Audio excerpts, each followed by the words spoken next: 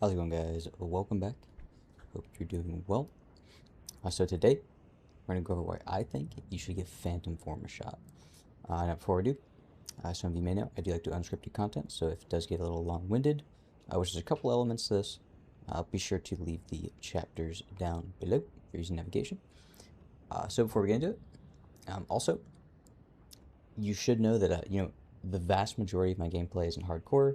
The last time I played Expert or any of the other difficulties was, as soon as hardcore came out. I've only been playing it because, again, the camera angle is my favorite. Big fan of the camera angle. But I did want to try out Phantom Form because I really never tried it until a couple days ago. I've been spending a lot of time in Phantom Form on stream. So basically, the reason why I think we should give it a shot is because it's really fun. It's really fun, but the biggest downside is that the build doesn't really come online until the very end of New Game and the beginning of New Game Plus. So, in regards to Phantom Form, I'll just do the first thing here. So, Phantom Form, you get it right after the Maluka fight, right? You have an input. Once the bar fills up, you merge with Blade Phantom, and then your damage that you take comes from your Phantom Form gauge, and that gauge will slowly decay over time. Now, along with Phantom Form, the coolest thing that I like is, unlike skills like, Dragon Slayer and Momentum that put you in a different state, I personally, because those abilities, I think it's really cool, weaving them in and out of combat, because it's it's a stance shift rather than a whole state of being shift. So with Phantom Form, the way that I like to use it most, and the way that I thought it was coolest, was trying to stay in Phantom Form as long, like basically just trying to be in Phantom Form permanently. Now that is possible as long as you have enemies around. You can go through some platform, or just some running sections still in Phantom Form. You don't have to come out of it. But if you do get out of Phantom Form, there's a very, very easy way to get back into Phantom Form, which I'm going to show you here. But with Phantom Form itself, it's really cool. You have a certain move set, and you have basically two types of spirit skills, which are down here. Now, we're not going to go over the entire skill tree every node. I would recommend, you give that a shot, and as you unlock them throughout New Game, you can play around with them, you can give it a shot. But with when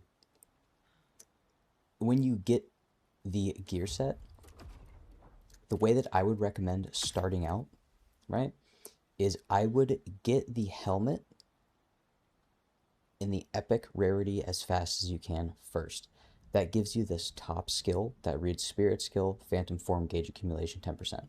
So this allows you to get in Phantom Form as fast as possible until you get the legendary rarity upgraded items, which you get in New Game. So this is going to be kind of your jumping off point, right? Because then you can use your spirit skills, you can fill your gauge as fast as possible, along with the Phantom Constantine the Devoted, which gives you additional gauge, Phantom Form gauge gain.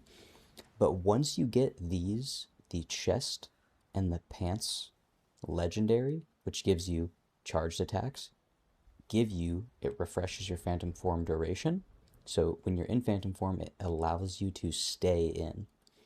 Then the pants, same thing, except for its brutal attacks give you Phantom Form duration increase. So once you're in Phantom Form, all you need, bare bones, is the chest and the legs. I personally like to go for the 4-piece though, because I like having the duration on the gauge, right? And also the Phantom Form gauge gain on these two are just nice, because again, it goes with, when you get a brutal attack, it goes with. So anything that gives you Phantom Form gauge gain, these are going to help you with. So again, this isn't, you can say a quote, like optimize Phantom Form gauge build itself. but it is just the bare bones of what I need to play how I want to play, which is I want to stay in Phantom form as long as I can all the time. So this helps me refresh duration as long as possible. And now once you get those two, you can forget about the helmet, because you're not going to need spirit anymore at all. That's why I go for the Ghost Knight headpiece, which gives you attack damage increase for 10 seconds, which goes up to 10 stacks, 2%, so 20%. And this does work while in Phantom form. Another thing that you need to know about Phantom form, the flat attack damage on your weapon does matter. So you do want the highest attack damage. You still want to upgrade your weapon because that matters to your damage while in Phantom form. Also, the Soul Cleaver weapon I do like to use because it does give me the 5-piece for the Soul Eater set, which does count. Again, that damage does matter in your Phantom form because you do get these buffs, enemy exhausted and attack damage, brutal attack, that does count. But also the epic bonus is the enemy defeated, damage increase 3% for 180 seconds. That also counts in Phantom form, and it's very nice for when you're just going through the map in Phantom form and just killing enemies, right? Because Phantom form itself does not deal a lot of damage, even with the buffs from the skill tree. It's not the highest damaging thing, but Phantom form as a whole, really what you're using it for is just the cool factor, right? It looks cool, feels cool, sounds cool. Khazan looks awesome in Phantom form, both male and female Khazan, and it's just really, it's fun. It's a nice change of pace. So again, you're not using it to just deal insane amounts of damage. You're just using it for fun, right? Another thing to note, unscathed damage does not. If you're unscathed, any unscathed bonuses, this does not apply in Phantom form, but composed damage increases do, because you're going to be having max stamina in Phantom form. You don't use stamina, so any composed damage does work. Also, ranged attacks. You have a lot of ranged attacks in Phantom form, so if you want, the Mercenary set is also a good option, but you're not going to be using the 3-piece. And the reason why, I'm going to show you right here. So just as a whole, I'm just going to wrap up the build portion. This is just what I use. Again, get composed damage, and because you'll be playing an expert or below, you will be able to re-roll your stats. And again, I play in hardcore a lot. I only play in hardcore really, just because of the camera angle. I love the camera angle. But if you're playing an expert or below, you can roll your stats on your gear. So I would highly recommend you get as much composed damage and attack damage as you can, or charged attacks, anything like that. Other than that, we're going to go on to a very crucial part about the build. Something that you may not know, so I'm going to go to a Blade Nexus here. As you can see, my bar is empty as well. So we're going to go over Constantine real quick.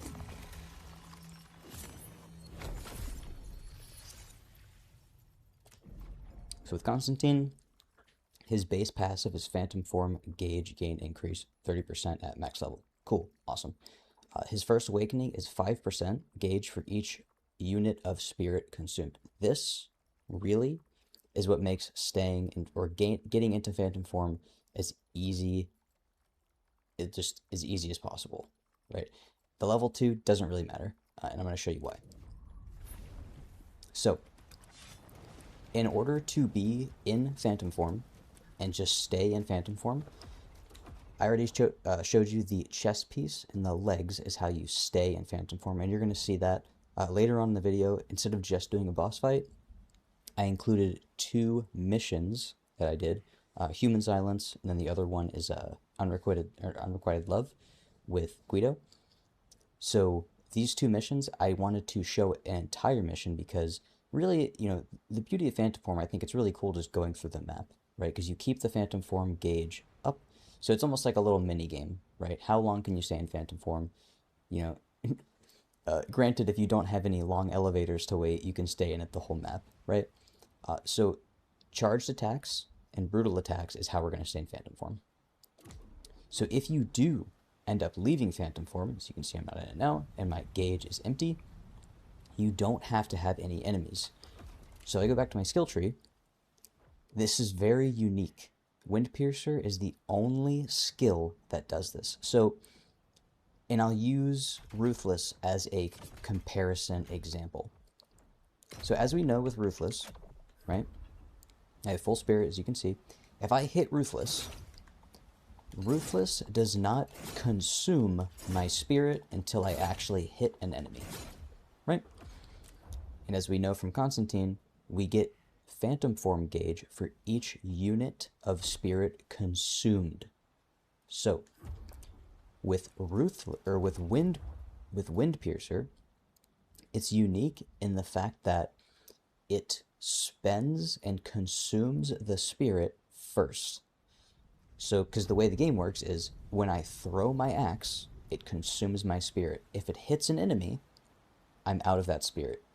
If the axe does not hit an enemy, the axe comes back, right? And I'm refunded my spirit. But what the key point is here is that it consumes my spirit first. It's going to refund it, but it counts as consuming.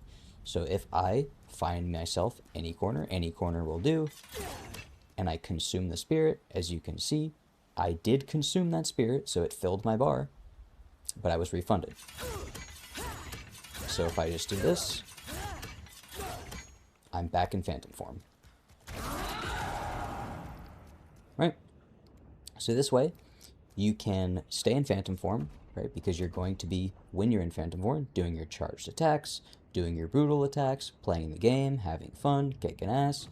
But if for some reason, you know, let's say you get hit more than you wanted to, because again, if you get hit, it's going to consume your Phantom Form gauge because it acts as a health bar. If you get hit more than you'd like, you know, you mess up a couple times, that's fine. Or if you fail to keep the uptime on your bar, right? Let's say you forget to use a couple charge attacks, you miss a brutal or two, and you run out. It's as easy as that.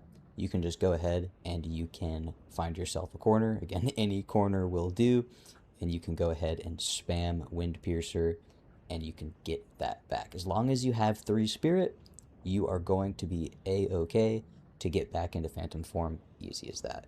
And I will say another thing in Phantom Form, and as you can see, this is the only reason why I just have, this is all I need, right? Because I want to stay in Phantom Form all the time, as long as possible. Some things that you should take into account, though, when you're in, or you know, in your new game playthrough, before this build really comes online and you can just play the game purely in Phantom Form, a couple things to note on Spirit Gen, because again, when you're playing a new game with this helmet, and you're just trying to be, in, you know, get used to Phantom Form, be in it as long as you can, the Spirit skill, Phantom Form gauge 10% accumulation, you're going to want a lot of Spirit, right? A couple things that I've noticed is when you are in Phantom Form, this skill in the commentary, dodging gives, or brink dodging gains Spirit, and Spirit gain on Brink Guard, these two work while in Phantom Form. So when you get out of Phantom Form, you can dump your Spirit bar and get back in. So you're going to gain Spirit with these 2 skills while in Phantom Form. However, this skill does not work while in Phantom Form. I don't know the mechanics behind it. I don't know why. I don't know how. It's just my testing. So just to kind of help you guys out. I'm by no means, I'm not an expert. The nitty gritty. I don't have the frame data or any coding in Khazan. This is just my testing. I know these 2 work.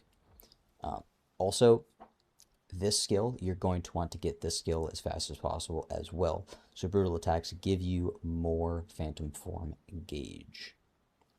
So in short, in New Game, you're going to want to be gaining Spirit and getting into Phantom Form as fast as you can. But then once you get at the end of New Game, in New Game Plus, you're going to want to get these 2, the top, the chest piece, and the pants, to help you stay in Phantom Form as long as possible. This allows you to stay in indefinitely. But you do have to work for it, right? You do have to kind of engage in that little mini game. You have to do some charged attacks, have to brutal attack. Now, other than that, guys, a couple other things I want to send your way before I cut into the fights. So a couple things. Which I'm also going to overlay, Phantom form is very, very safe. Because you don't have stamina, if you choose, right, you can block. You can just regular block in Phantom form, and it will not, because obviously because you don't have any stamina, it is completely safe. So when you block in Phantom form, just normal guard, it's not going to consume your Phantom form gauge because that's your health bar in Phantom form, right? But again, it's inefficient, even though it's safe, because when you brink guard, you're going to be working down your enemy's stamina bar, right?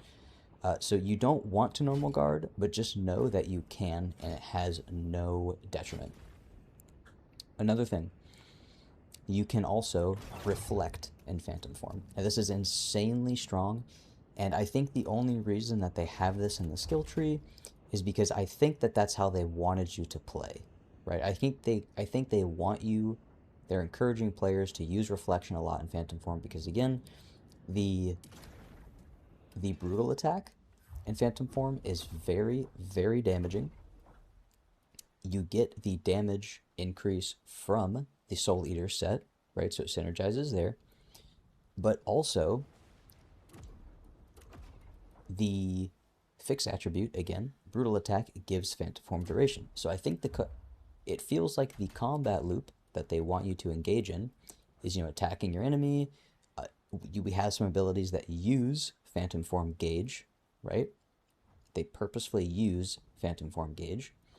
And because of that, it seems as though they want you to use your gauge to do a little bit of damage, but then reflect often as your primary damage negation tool, which will then allow you to brutal attack and refill your gauge easily. Right? So then that, guys, that's all I got about Phantom form really as a whole. If I think of anything else, I'll probably post it down in the comments section in case I forget to note anything.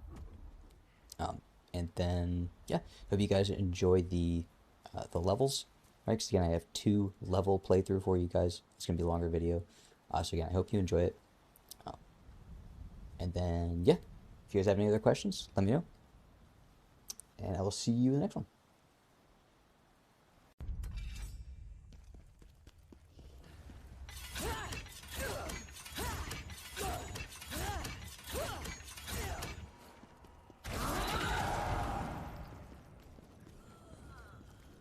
See, that must be what the witch was talking about.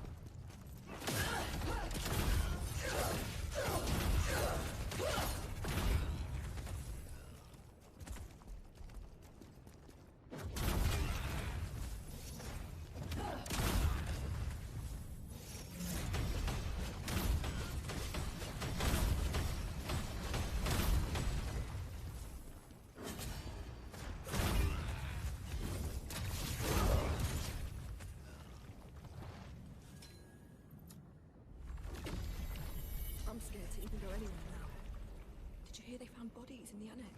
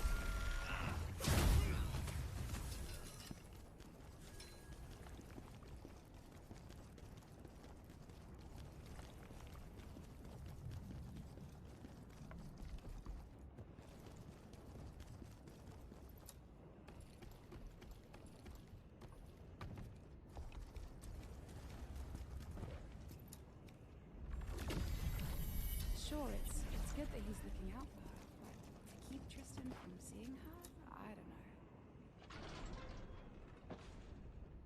How dare you disturb us? Who the hell think you are?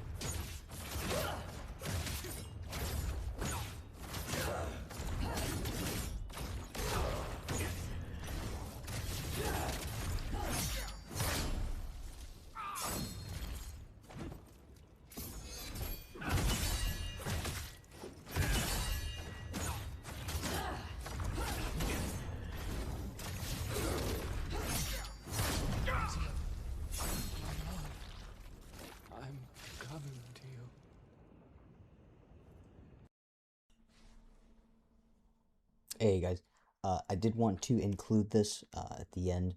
There's one more thing. There's a couple things I forgot to mention actually, so I decided that it would be better if I just put it in here at the end.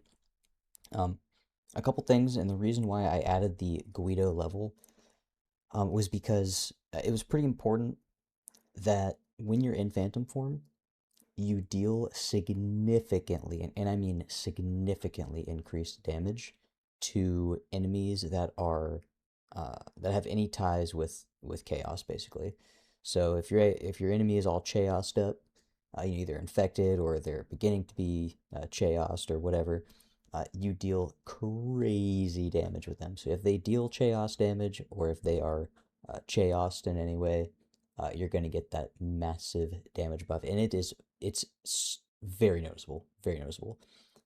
Also another thing, in the later levels, it feels really good to be in phantom form, mainly because when you kill an enemy that has something to do with the chaos, you gain a lot of your phantom form bar back.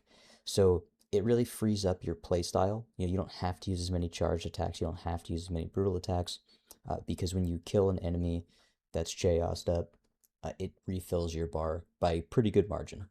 So those are two pretty important things I did want to just real quick let you guys know about. Yeah, so now, other than that, that's all I got. I will see you guys in the next one, and I hope you enjoyed the video. Thanks again.